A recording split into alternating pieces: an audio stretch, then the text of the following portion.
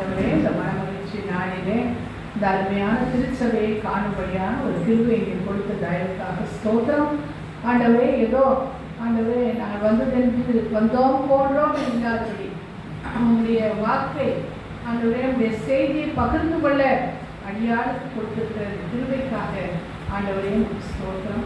ஆண்டவர்களை ஆசீர்வதியும் அமர்ந்திருக்கிற ஒவ்வொருவர் மீதும் காயப்பட்ட கரங்களுக்கு வழிநடத்தி பலப்படுத்தி ஆண்டவரை சுகவீனமாய் பலவீனமாய் ஒருவேளை இந்த இடத்தில் அமர்ந்திருந்தார். அவர்களோடு இடைப்படும்படியாய் நாம் பார்த்துட்டு மன்றாடுகிறோம். நீங்களோடு பேசும் ஆண்டவரை நாங்கள் கேட்கிறோம். இயேசு கிறிஸ்துவின் கேட்டுக்கொள்கிறோம். பரிசுத்த பிதாவே, அனைவரையும் பார்க்கறதுல நான் ரொம்ப மகிழ்ச்சி அடைகிறேன். அம்மா வரும்போது தான் சொன்னாங்க, செய்தி சொல்கிறேன் சொன்னாங்க. அப்புறம் பார்த்தா அந்த சமயம் நான் பேச சமயத்துலேருந்து இங்கே வர போகிறாங்க. இல்லை அம்மா அவங்க கூட வருவாங்க, நீங்கள் சின்ன செய்தி சொல்லுங்க அப்படிங்கும்போது என்னடா இது யோசனை. கர்த்தர் அவருடைய சமயம் வாய்த்தாலும் வாய்க்காவிட்டாலும் கர்த்தருடைய செய்தியை வேலை செய்யணும். இந்த ஜீவனோட மட்டும் சொல்லணும் இல்லையா? சரி, ஒரு கதை ஒரு அழகான ஒரு பெண் குழந்தை அதை உட்காந்துருந்தேன். அது மாதிரி ஒரு அழகான ஒரு பெண் குழந்தை ஒரு கடைக்கு போச்சான். கடையில் போய் ஒரு டப்பா நிறைய சாக்லேட்ஸ் இருந்தது. அந்த கடைக்காரன் அந்த அழகான குழந்தைய பார்த்துட்டு சொன்னாங்க, நீ ரொம்ப அழகாக இருக்க, உனக்கு எவ்வளோ சாக்லேட் வேணாலும் நீ எடுத்துக்கிட்டு அந்த டப்பா முடியே தந்துச்சா. இது எடுக்கவே இல்லையா? பாப்பா எடுத்துட்டு பாப்பா அப்படின்னாலே எடுக்கலையா? என் செல்ல நீ எடுத்துக்கனாலும் எவ்வளோ ரைஸ் பண்ணி பார்த்தா அது எடுக்கவே இல்லையா? என்னடா இருக்கு, ஒரு வேலை அவங்க வீட்டில் சொல்லி கொடுத்துருப்பாங்க போகுது, நீ யாரோட இதுலேயும் கை வைக்கக்கூடாது எடுக்கக்கூடாது அப்படின்னு டீச் பண்ணியிருப்பாங்க போல அப்படின்னு யோசிச்சுட்டு. அப்போது அந்த கடைக்காரர் என்ன பண்ணாலும் அந்த மூடியை திறந்து தண்ணி குடிப்பாங்க. அந்த மூடியை திறந்து கையில் சாக்லேட் அள்ளி அந்த பிள்ளை கையில் கொடுத்தாரு. கொடுத்த உடனே பாட்டில் சொல்லிச்சான் கடைக்காரனுக்கு, நான் ஏன் தெரியுமா பாட்டில் இருக்கிற சாக்லேட் எடுக்கல, என் கையே சின்ன கை, நான் எடுத்ததா சிரிக்கூட மாட்டேங்கிறான். அதாவது நம்ம அப்படியே சீரியஸாகவே இல்லைங்க, அதெல்லாம் நம்ம சொல்லணும். நான் சந்தோஷமா இருக்கணும்.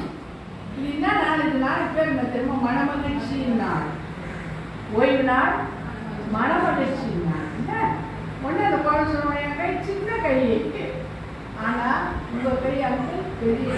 நான் அது கொஞ்சம் தான் வரும், நீங்கள் அள்ளி கொடுத்தா. அது மாதிரி இன்னைக்கு அம்மா சொன்னாங்க, ரொம்ப குறைப்பாக இருக்குதுங்க எல்லாரும், நீங்கள் இப்போ எல்லாம் அந்த கையை பார்க்கணும். எப்பா நாங்கள் சின்ன கை தான், யாரும் வரல, எங்கள் கோயில் ரொம்ப குறைஞ்சிட்டு, ஆனாலும் இந்த பெரிய பேரை அள்ளி மிஷின் ஃபெஸ்டிவல் கொடுக்கல சாமி அப்படின்னு சொல்லி நீங்கள் செய்யணும். சரி சரி, நான் என்ன அதை பற்றி பேசலாம்னு நினைக்கிறது, ஏசாயா 6ஆம் அதிகாரம் மிஷன் ஃபெஸ்டிவல்னா, இப்போ நீங்கள் கரெக்ட் பண்ணி கொடுத்ததுலாம் எங்கே போகுது? மிஷன் தான் ஊழியத்துக்கு போகுது. இந்த ஊழியத்துக்காக வந்து அந்த காசை அனுப்ப போகிறாங்க. வைரம் என்ன பண்ணுவாங்க, அவங்க திருச்சபை அந்த காசை பல கிராமங்களில் ஊழியம் செய்கிற ஊழியக்காரங்க போகும்.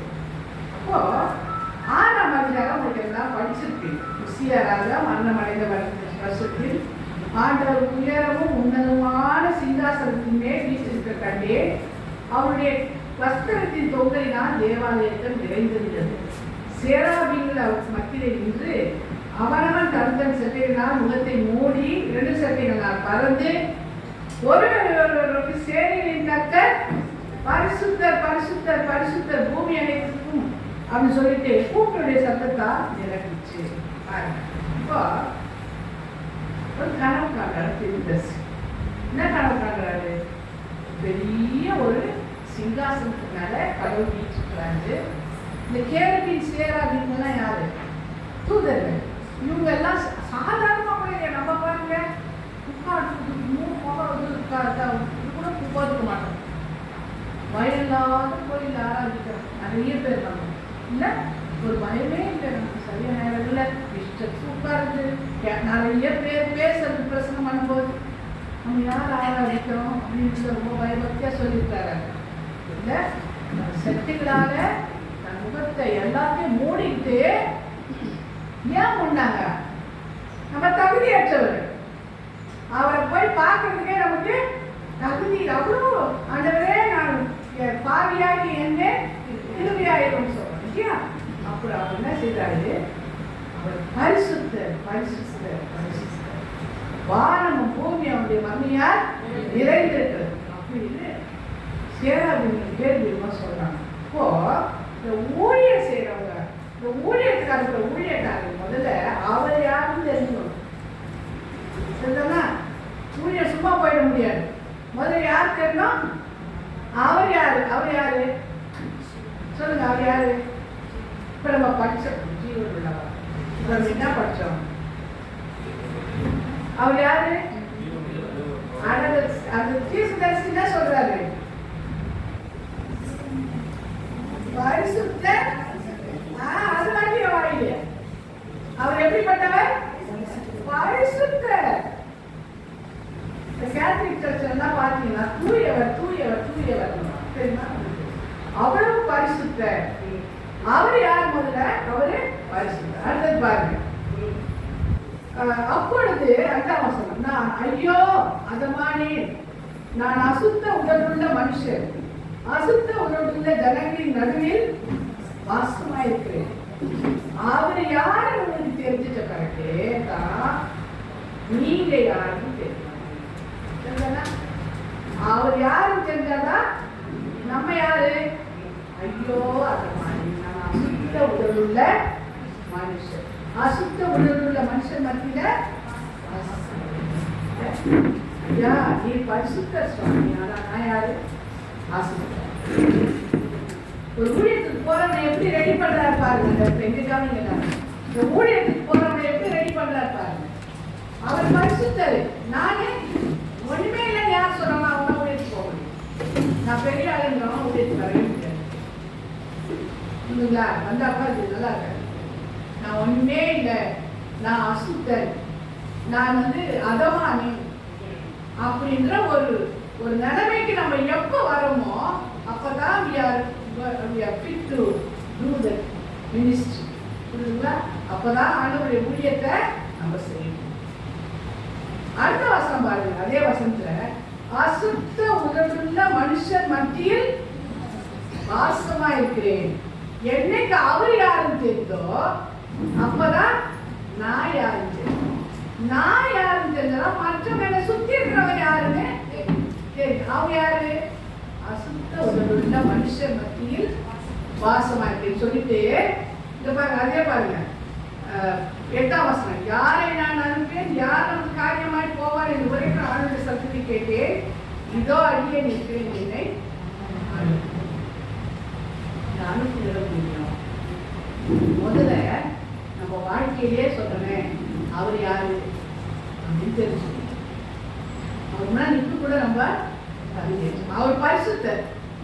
நான் யாரு? அசுத்த உடலுள்ள மனுஷன். என்ன நீ சுத்தி? அப்பதான் நான் என்ன செய்யறாரு? புரட்டால தொட்டு அவன் என்ன செய்யறாரு? சுத்திகரிக்கிறார். அப்ப அதை நான் தொடர்புல எந்த பரிசுத்த ஆவியான உங்களுக்கு ஆவியானவர் வரும்போது தான் உங்களுக்கு பரிசுத்தம் வரும். அப்ப அந்த உடல்களை தொட்டு சுத்தமாக்கி அப்புறம் மற்றவங்களுக்கு கொடுத்த பாரத்தை கொடுக்குறாங்க. என்ன பாரம்?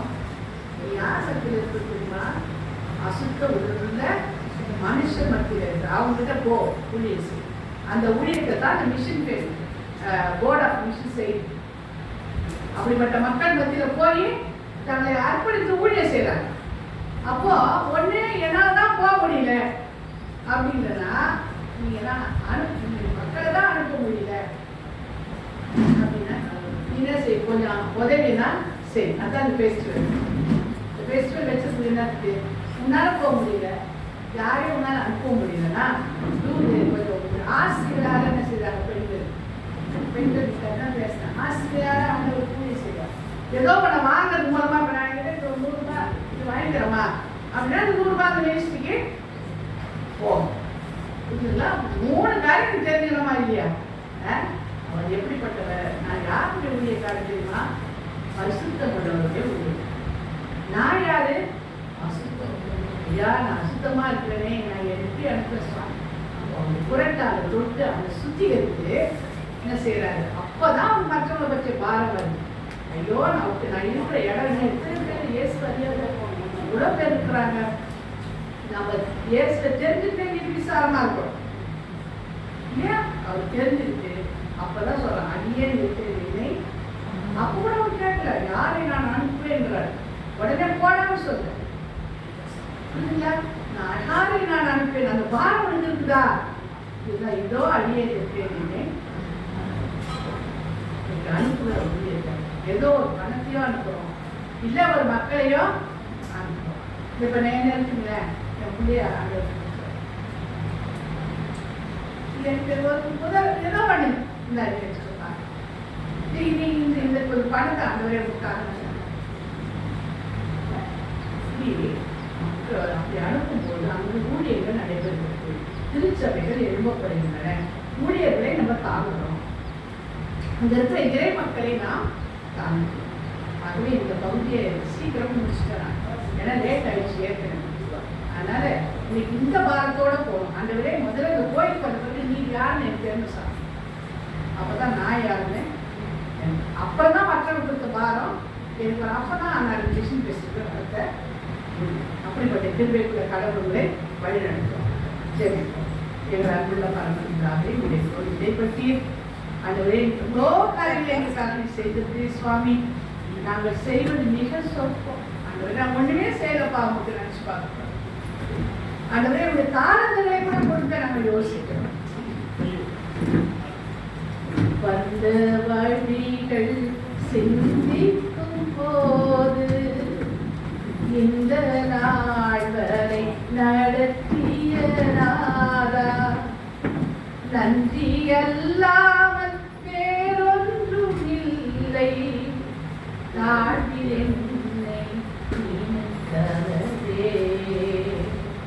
நன்றி அல்லாமல் வேறொன்றும் இல்லை, தாழ்வில் என்னை நினைத்தவரே.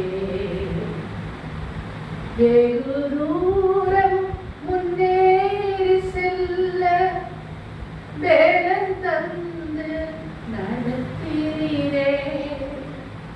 வெகு தூரம் முன்னேறி செல்ல வேலன் தந்து நடத்தீரே. கடந்து நான் நின்ற போதெல்லாம் உந்தன் கரத்தால் தாங்கினீரே. கடந்து நான் நின்ற போதெல்லாம் உந்தன் கரத்தால் தாங்கினீரே.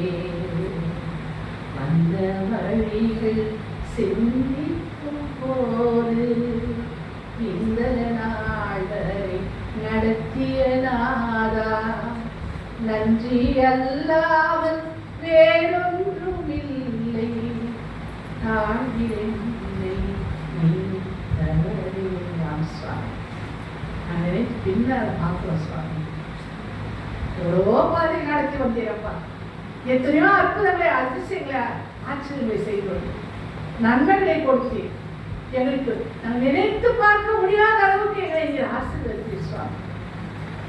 நன்றியோடு வந்து நாளைக்கு உட்கார்ந்துட்டோம்.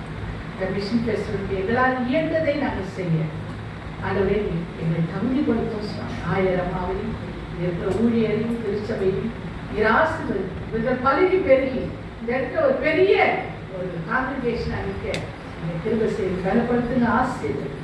இயேசு கிறிஸ்துவின் கேட்டுக்கொள்வோம்.